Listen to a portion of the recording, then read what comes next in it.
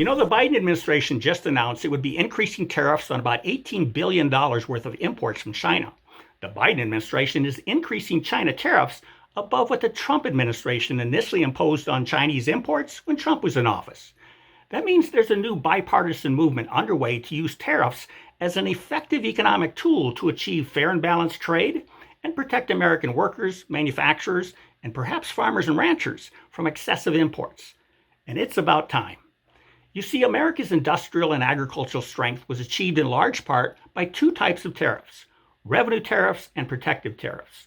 Now, revenue tariffs are just that, an economic tool that enables a national government to generate revenues with a tax on imported goods, which then offsets the government's need to tax its own citizens. And much like the fuel tax that we all pay for the privilege of accessing our domestic highways, a tariff is a tax on foreign goods for the privilege of accessing our domestic markets. Now, if during the last century the United States had continued utilizing tariffs as a legitimate revenue source, rather than casting them to the seas in favor of globalization, which is also known as free trade, then the revenue stream our Treasury could have received from tariffs would have reduced the need for our government to continually ratchet up income taxes paid by U.S. citizens. You see, the unstated trade-off for replacing revenue tariffs with globalization's free trade was that under free trade, U.S. citizens could buy lots of cheaper imported stuff, thus freeing up more of their money for the government to tax. So tell me how that's worked out for you. Now, the other type of tariff is a protective tariff, and its function is to stimulate and promote domestic production in industries vulnerable to losing sufficient market share when their output is undercut by excessive imports, or in industries vital to our national security, for which we desire a high level of self-sufficiency or complete self-sufficiency. And now that's what tariffs are and what they can do if used effectively. But for the most part, the U.S. turned its back on this important economic tool decades ago and threw its saddle on globalism's free trade. As a result, the U.S. has lost millions of good-paying manufacturing jobs and hundreds of thousands of farmers and ranchers. But the pendulum is finally swinging back, and it's time to reacquaint ourselves with this tried and proven economic tool. Tariffs are the critical tool needed to reshore our offshore manufacturers, stimulate domestic production, avoid future inflation, and reduce our dependence on foreign supply chains.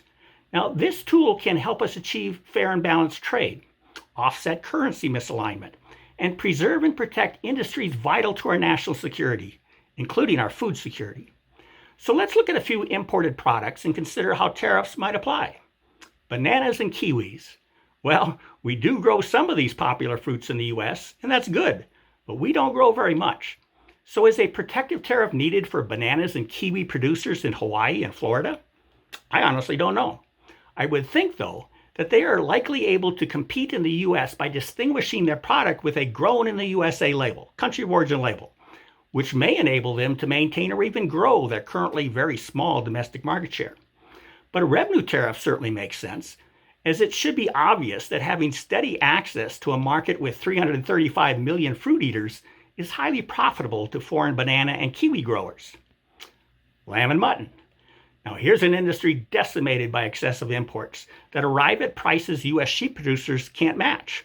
As a result, about 70% of the lamb and mutton consumed in America is now imported. Over 60% of our nation's sheep inventory and full-time sheep producers, here just 4 decades ago, are gone today. We've waited too long, and we've threatened our nation's food security. Protective tariffs are needed, along with an import quota to give our domestic sheep industry the opportunity to recover from the failed globalization experiment. Now, cattle and beef. On average, the U.S. lost 16,000 cattle farms and ranches each year for the past 4 decades. The losses accelerated during the past 5 years when another 107,000 beef cattle operations exited the industry. Yet we import about 2 million head of live cattle each year and about 3.5 billion pounds of beef. Now, each of those 2 million head of imported cattle were birthed by a mother cow on a farm in a foreign country. And it's clear that those 2 million mother cows bred and calved on foreign soil displaced cows that could be bred and calved in the United States. It's equally clear that the 3.5 billion pounds of imported beef displaces production opportunities for domestic cattle producers. And equally clear, again, that imports are a contributor to the ongoing exodus of U.S. cattle farms and ranches. Protective tariffs are warranted here, so America can maintain a high level of self-sufficiency in the production of natural protein, and that's beef and lamb. So with that, I'm Bill Bullard with R-CALF USA, the voice of the independent cattle producer in the United States of America. Have a productive week, and goodbye.